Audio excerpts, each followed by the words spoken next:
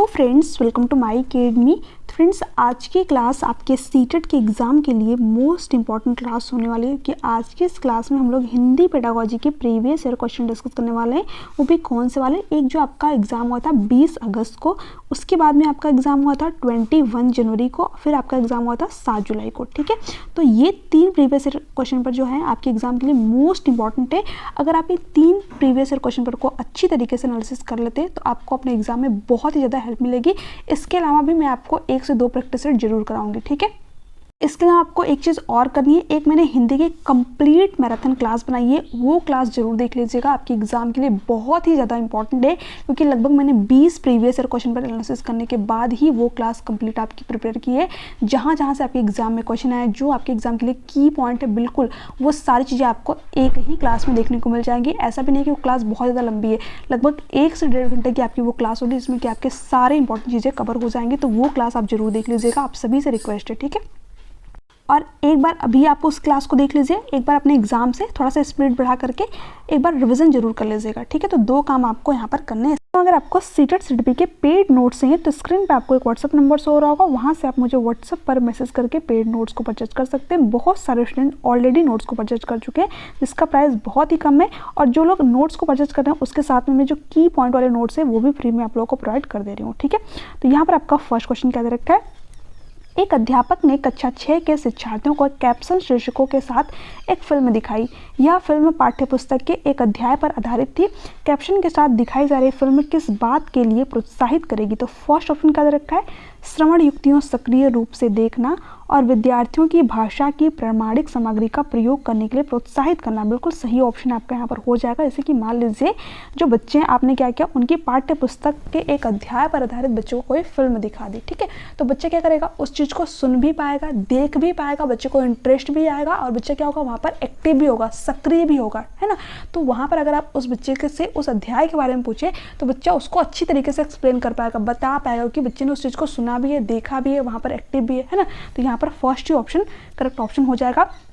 देखिए, आपको यहाँ पर एक वर्ड देखने को मिल रहा होगा, प्रामाणिक सामग्री। ये बहुत ज़्यादा इंपॉर्टेंट है, यहाँ से आपके एग्जाम में क्वेश्चन आता है। बच्चे क्या करते हैं, यहाँ पर जो TLM होता है और जो प्रामाणिक सामग्री होता है इसमें कंफ्यूज होते हैं, है ना। उनको समझ में नहीं आता कि TLM क्या होता है, प्रामाणिक सामग्री क्या होता है। देखिए, जो प्रामाणिक सामग्री होती है, जैसे कि मान लीजिए आपने बच्चों को कोई मूवी दिखाई, है ना, तो वो मूवी सभी के लिए बनी है ना। ऐसा नहीं कि सिर्फ बच्चे के लिए ही बनी। आपने क्या किया, एज ए टीचर के रूप में अपना दिमाग लगाया कि अगर एक अध्याय है, उस अध्याय से रिलेट करके कोई मूवी आई तो हम बच्चों को दिखा दें ताकि बच्चा उस चीज़ को समझ भी पाए, सीख भी पाए कुछ, और वहाँ पर एक्टिव भी हो। तो प्रामाणिक सामग्री जो होती है वो बनी नहीं होती है टीचिंग लर्निंग के लिए, ठीक है, बट आप उनका यूज जरूर कर लेते हैं। जैसे कि मान लीजिए अभी आपके जो अटल बिहारी वाजपेयी, उनके पूरे जीवन पर एक मूवी आई थी, है ना। तो अगर आप वो बच्चों को दिखा दे तो वो क्या होगा, एक प्रामाणिक सामग्री की तरह आप उस मूवी का यूज करेंगे। ठीक है, बट वो जो मूवी है वो सभी के लिए बनी है। ऐसा थोड़ी है कि वो बना था कि हम बच्चों को ले जाकर के वो मूवी दिखाएं, है ना। वो सभी के लिए बनी होती है। तो प्रामाणिक सामग्री क्या होता है, जिसका आप यूज करते हैं अपना दिमाग लगा करके कि हाँ ये चीज़ बच्चे के लिए हेल्पफुल हो सकती है। ठीक है, जैसे कि जो रेस्टोरेंट में जो मेनू कार्ड होते हैं तो वो सभी के लिए होता है, बट हम क्या करते हैं एज ए टीचर के रूप में कभी कभी वो मेनू कार्ड ले जा करके बच्चों को दिखा देते ताकि बच्चों को अलग अलग व्यंजनों के बारे में जानकारी हो सके, है ना। तो जो प्रामाणिक सामग्री होती है वो बनी नहीं होती है टीचिंग लर्निंग के लिए, बट हम उनका यूज जरूर करते हैं। ये बात आपको यहाँ पर ध्यान रखनी है अच्छी तरीके से। वो जो TLM होता है, जो टीचिंग लर्निंग मटेरियल होता है, नाम ही है टीचिंग लर्निंग मटेरियल, तो ये क्या होता है, टीचिंग के लिए ही बनाया जाता है, स्पेशली बच्चों के लिए ही बनाया जाता है ताकि जो टीचर है उसकी हेल्प लेकर के बच्चों को चीज़ें सिखाए और बताए। तो ये 2 पॉइंट आपको यहाँ पर ध्यान में रखने हैं। ठीक है, यहाँ पर अगर हम बी ऑप्शन की बात करें तो सक्रिय रूप से देखना और सुनना। बच्चे यहाँ पर देख भी रहा है चीज़ों को, सुन भी रहा है, ये बात सही है, बट हमें क्या चाहिए, पेडागोजी में सबसे बेस्ट ऑप्शन चाहिए। तो सबसे बेस्ट ऑप्शन हमारे पास ये था। ठीक है, इस तरह की फिल्में देखने के लिए विद्यार्थियों को प्रोत्साहित करना। ठीक है, ये भी बात सही है, बट सबसे बेस्ट ऑप्शन क्या है, फर्स्ट वाला। ठीक है, मौखिक संकेतों द्वारा श्रवण युक्तियों, पात्रों के अभिनय की सराहना और समीक्षा लिखना। ठीक है, देखिए सारी बातें अपने अपने जगह पर सही है, बट यहाँ पर जो सबसे बेस्ट ऑप्शन सही है वो क्या है, ऑप्शन नंबर ए। तो यहाँ पर क्वेश्चन क्या है, प्रधान अध्यापिका ने भाषा अध्यापक को नए सत्र के लिए पाठ्य पुस्तकों तथा अन्य संसाधनों का चयन करने के लिए कहा। इनका चयन करते समय निम्नलिखित में से एक प्रासंगिक नहीं है। ठीक है, तो आपको यहाँ पर बताना है कौन सा प्रासंगिक नहीं है। पुस्तकों और संसाधनों की अनुकूलता, बिल्कुल सही बात है, यानी जो पुस्तक है या फिर जो अन्य संसाधन है वो कितने अवेलेबल हो पा रहे हैं, है ना, उसके अकॉर्डिंग ही हम पाठ्य पुस्तक तैयार करेंगे। तो ये तो बात बिल्कुल सही है, ठीक है। बच्चों की अधिगम आवश्यकताएं और उन्हें आने वाली भाषाएं, बिल्कुल सही बात है कि बच्चे की लर्निंग नीड क्या है ना, बच्चा किस तरीके से चीज़ों को सीख रहा है उसके अकॉर्डिंग ही हम पाठ्य पुस्तक तैयार करेंगे, है ना। और बच्चे की लैंग्वेज क्या है, बच्चे की भाषा क्या है, तो ये भी बात सही है। विद्यार्थियों का स्तर, बिल्कुल सही बात है। जैसे कि मान लीजिए बच्चा जो है कक्षा 5 में है ना, 5वीं क्लास में आप बता रहे उसको 6 क्लास की चीज़ें, तो क्या बच्चा यहाँ पर चीज़ों को समझ पाएगा? नहीं, बच्चे के लेवल के अकॉर्डिंग ही आप चीज़ें तैयार करेंगे, है ना। यानी कि विद्यार्थियों के स्तर के अनुकूल ही जो पाठ्य पुस्तक है वो होनी चाहिए या फिर जो अन्य संसाधन है ना। तो ये भी बात सही है। सामग्री की अवधारणात्मक जटिलता और गहनता ये उतना ज़्यादा इंपॉर्टेंट नहीं हो पाएगा, है ना, क्योंकि जब हम बच्चे के स्तर के अकॉर्डिंग ही चीज़ें प्रिपेयर कर रहे हैं तो सिंपल सी बात है कि हम उसको ध्यान में रख करके ही प्रिपेयर करेंगे, है ना। तो ये तीनों बातें आपकी यहाँ पर प्रासंगिक थी, बट एक ही बात है जो कि प्रासंगिक नहीं है, तो डी ऑप्शन आपका करेक्ट ऑप्शन हो जाएगा, क्योंकि हमसे यही पूछ रखा था कौन सा प्रासंगिक नहीं है, ठीक है। आगे देखते हैं। अब देखिए यहाँ पर क्वेश्चन क्या दे रखा है, अजेशन और रिजन वाला आपका क्वेश्चन है, इंपॉर्टेंट क्वेश्चन है।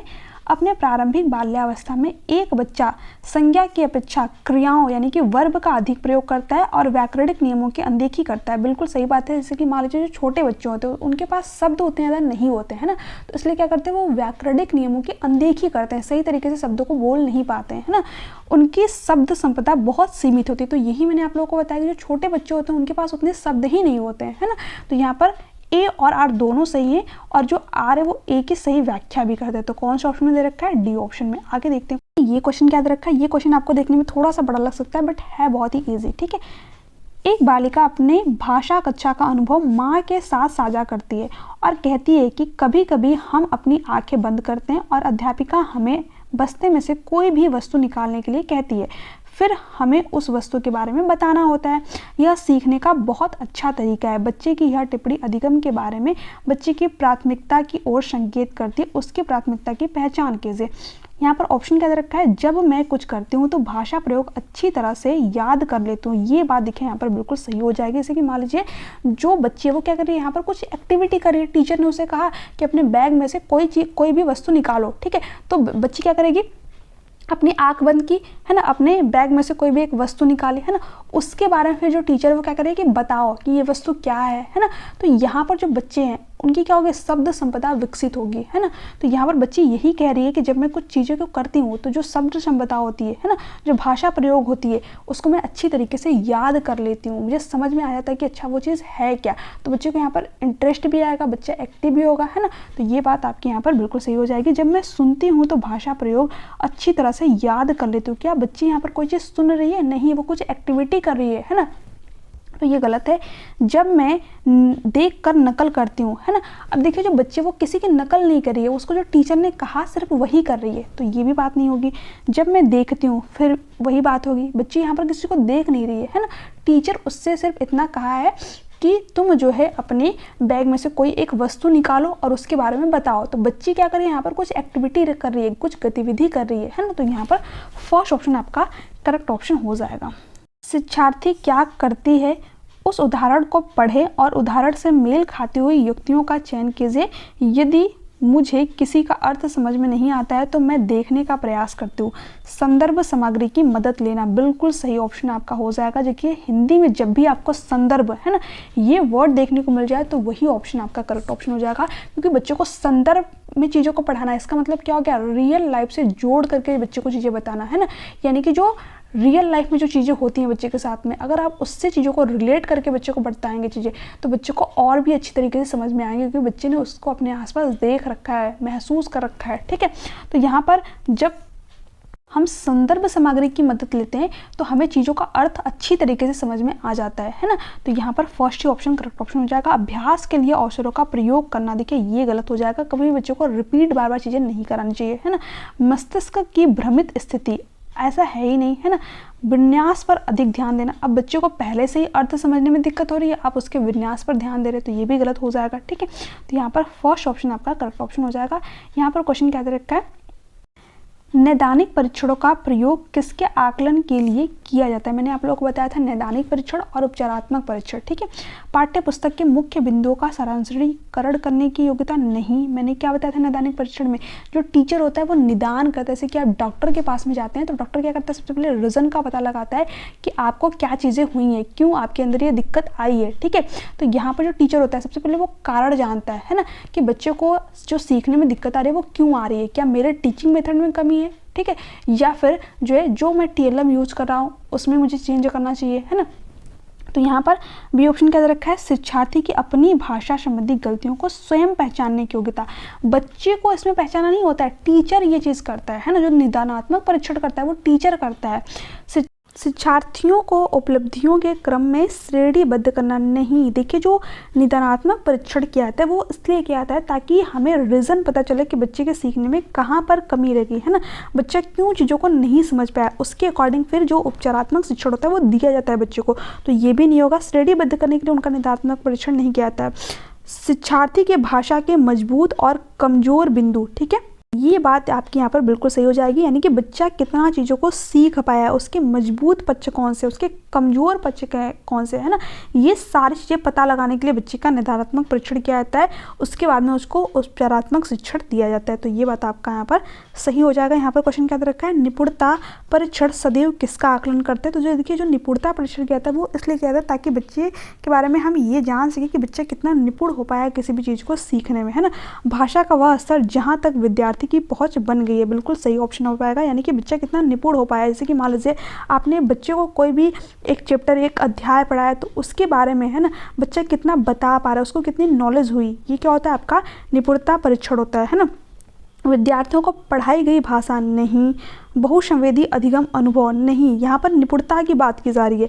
दैनिक वार्तालाप की भाषा, तो यहाँ पर लैंग्वेज की बात नहीं की जा रही है, यहाँ पर बच्चा कितना निपुण हो पाया, इसलिए जो निपुणता परीक्षण होता है वो किया जाता है। ठीक है, तो यहाँ पर फर्स्ट ऑप्शन करेक्ट है। देखिए, जो नाम होता है वही काम होता है, सिंपल सा। ठीक है, तो आपको ये चीज़ ध्यान रखनी है। अब देखिए, ये क्वेश्चन क्या है, एक अध्यापक ने विद्यार्थियों को समूह में विभाजित किया और हाथियों पर कहानी पढ़ने के लिए उनके बारे में आयोजित प्रश्नोत्तरी में भाग लेने के लिए कहा।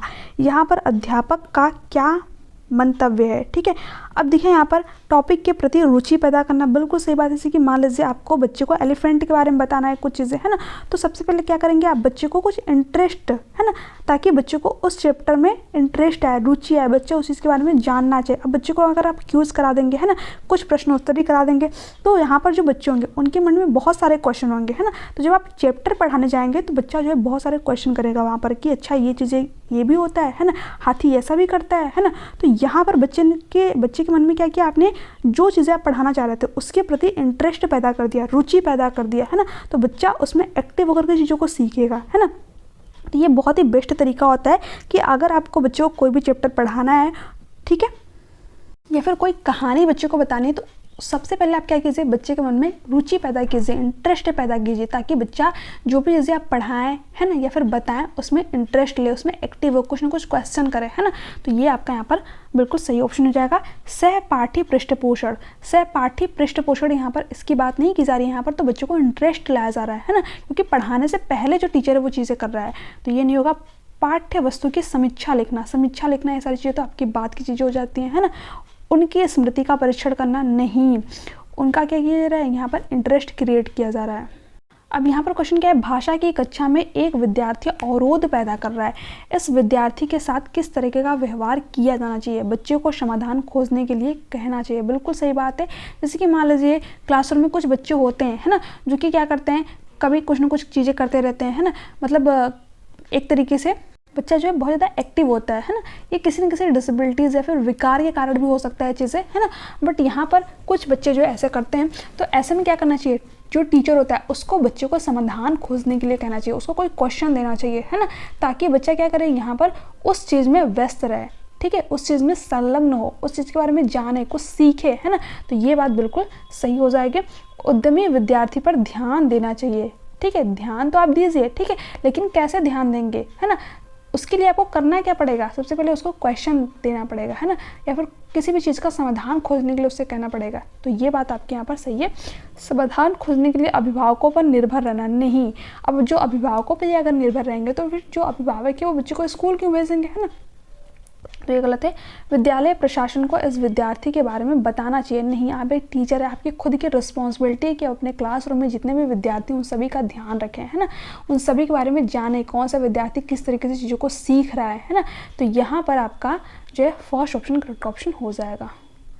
यहाँ पर क्वेश्चन क्या रखा है, विद्यार्थी किससे विचार बिंदु पर मानस मंथन करते हैं, संयोजन करते हैं, प्रारूपण करते हैं, संपादन करते हैं, अंततः अपने कार्य की पुनरावृत्ति भी करते हैं। इस प्रक्रिया द्वारा कौन सा कौशल प्रतिबिंबित होता है। तो मैंने आप लोगों को लेखन प्रक्रिया के चरण बता रखे थे, ठीक है। मैंने आप लोगों को मानस मंथन ये सारे के सारे वर्ड लिखा रखे थे, ठीक है। प्रारूपण, संपादन आपको यहाँ पर देखने को मिल गया, ठीक है। इसके बाद में क्या, पुनरावृत्ति, है ना। मैंने ये सारे के सारे वर्ड टू वर्ड चीज़ें आप लोगों को बता रखी हैं, लिखा रखी हैं, ठीक है। तो आपसे एग्जाम में क्वेश्चन पूछेगा, है ना, बट लैंग्वेज में थोड़ी बहुत हेर फेर कर सकता है, तो प्लीज़ ध्यान रखिएगा।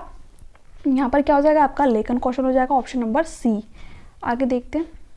अब देखिए ये भी क्वेश्चन आपको बहुत ज़्यादा इंपॉर्टेंट है। निम्नलिखित कथनों को पढ़िए तथा सही विकल्प का चयन कीजिए। अजशन क्या दे रखा है, पठन और लेखन कौशल प्राथमिक स्तर पर समालोचनात्मक चिंतन में मदद करते हैं। बिल्कुल सही बात है। समालोचनात्मक चिंतन का मतलब क्या होता है, बच्चा अलग अलग डायरेक्शन में चीज़ों को सीख पाए। तो जब आप कुछ पढ़ते हैं या फिर लिखते हैं, है ना, तो आपकी क्रिटिकल थिंकिंग डेवलप होती है। ये बात तो सही है।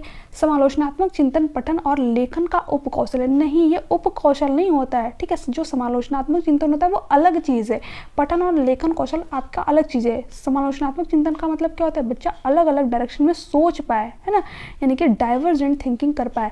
और पठन और आपका लेखन जो होता है वो अलग होता है। तो ए तो सही है, ठीक है, यानी कि अभिकथन तो सही दे रखा है बट रीजन इसका गलत दे रखा है। तो ए सही है लेकिन आर गलत है, यानी कि ऑप्शन नंबर आपका डी करेक्ट ऑप्शन हो जाएगा, ठीक है। ये कहाँ से आ गया। अब यहाँ पर ये क्वेश्चन क्या है, विद्यार्थियों ने वर्णनात्मक कौशल का प्रयोग करना सीखा है या नहीं, इस बात का आकलन करने के लिए अध्यापक को विद्यार्थियों को क्या करने के लिए कहना चाहिए। ऐसी घटना साझा करो जब उन्हें बहुत अचंभा हुआ हो। बिल्कुल सही बात है। जैसे कि मान लीजिए आपको बच्चे को कोई भी मतलब बच्चे से जो है कोई भी चीज़ जाननी है ना, या फिर आप चाहते हैं कि बच्चा कुछ ना कुछ एक्टिविटी करे, तो यहाँ पर क्या कीजिए, बच्चे से कोई क्वेश्चन कर लीजिए, है ना। कैसा क्वेश्चन कि आप जैसे बच्चे से पूछ ले कि अच्छा कोई भी एक ऐसी घटना बताओ जिसमें कि तुम्हें बहुत आश्चर्य हुआ हो, है ना, जो तुम्हें देख कर लगा हो कि अच्छा ये चीज़ भी हो सकती है ना। तो यहाँ पर हर एक बच्चे के लिए जो ओपिनियन होगा, जो उनके देखने का दृष्टिकोण होगा वो अलग अलग होगा, कि सबके आसपास जो है घटनाएं अलग अलग हुई होंगी, है ना। तो यहाँ पर जो बच्चा होगा वो क्रिटिकल थिंकिंग करेगा और अच्छी तरीके से अपने विचारों को व्यक्त करेगा कि मेरे साथ में ऐसा हुआ था, है ना। दूसरा बच्चा बताएगा कि मेरे साथ में ऐसा हुआ था, है ना। तो यहाँ पर क्या होगा, बच्चा एक्टिव होगा, एक्टिव होकर चीज़ों को सीख पाएगा, है ना। तो इस बात का आकलन करने के लिए अध्यापक को विद्यार्थियों को क्या करना चाहिए, एक ऐसे घटना साझा करना चाहिए जब उन्हें बहुत अचंभा हुआ है। इस तरीके के क्वेश्चन बच्चे से करना चाहिए, ठीक है। तो यहाँ पर फर्स्ट ऑप्शन करेक्ट ऑप्शन हो जाएगा। अब देखिए यहाँ पर क्या है, पाठ्य पुस्तक में आए क्रिया और विशेषण शब्दों पर गोल घेरा लगाओ। जैसे कि कभी कभी क्लासरूम में होता था, टीचर क्या करते थे, जो शब्द गलत है उस पर घेरा लगा देते थे, है ना। तो ये बिल्कुल गलत तरीका होता है। कुछ बच्चे तो उस पर ध्यान देते हैं, कुछ बच्चे क्या होते हैं और छोड़ा हटाओ टीचर ने तो लगा ही दिया है ना, बाद में देख लेंगे। तो यहाँ पर बच्चा खुद को एक्सप्रेस नहीं कर पाता है, वर्णनात्मक कौशल बच्चे का विकसित नहीं होता है। वर्णन करने वाले शब्दों के प्रयोग में हुई गलतियों को सही करो, वही मैंने बताया है ना। कहानी पढ़ो और बोध आधारित प्रश्नों के उत्तर दो। देखिए ये बात भी सही है कुछ हद तक, है ना। बट जब बच्चा अपने जीवन की घटनाएं बताएगा, है ना, यानी कि रियल लाइफ में जो उसकी चीज़ें हुई हैं, तो उसको और अच्छे तरीके से बता पाएगा। जो उसका वर्णनात्मक कौशल है वो और अच्छे तरीके से विकसित होगा, यानी कि बच्चा किसी चीज़ का वर्णन सही तरीके से कर पाएगा, है ना। क्योंकि जो चीज़ें आपके आसपास हुई है, जिसको आपने देखा है, खुद अनुभव किया है, उस चीज़ के बारे में आप अच्छी तरीके से बता सकते हो। तो इसी तरह बच्चा भी होता है ना। तो यहाँ पर फर्स्ट ऑप्शन आपका करेक्ट ऑप्शन हो जाएगा। तो ये चीज़ आपको यहाँ पर ध्यान रखनी है। तो फ्रेंड्स ये थे आपके आज के क्वेश्चन जो कि आपके 20 अगस्त, ठीक है, 2023 में पूछे गए थे। इसके बाद में हम लोग 21 जनवरी के क्वेश्चन पेपर को देखेंगे और फिर 7 जुलाई वाले को। तो चलिए मिलते हैं नेक्स्ट क्लास में। तक के लिए bye bye, take care. Class कैसे लगी नीचे कमेंट सेक्शन में कमेंट करके जरूर बताइएगा। Thanks for watching, thank you so much.